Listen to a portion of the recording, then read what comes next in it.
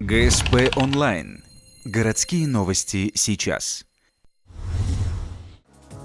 Воскресенье, 14:20. Спортивная версия интеллектуальной игры «Что, где, когда».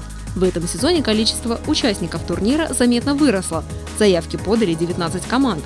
Для сравнения, в прошлом году их было всего 12. К тому же, число команд может возрасти. Организаторы будут принимать заявки в течение всего игрового сезона. В зале много новых лиц. Впервые участвуют коллективы нескольких предприятий. Наравне с ними свои силы решили испытать ученики средних школ.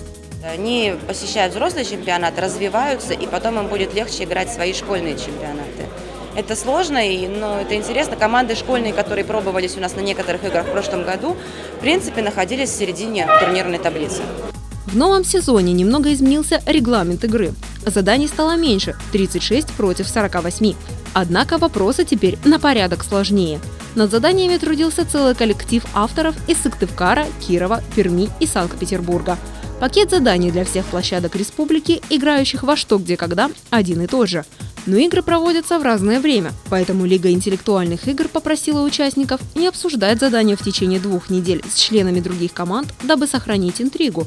В марте лучшие команды республики встретятся в финале, где им предстоит побороться за главный приз – статуэтку в виде совы.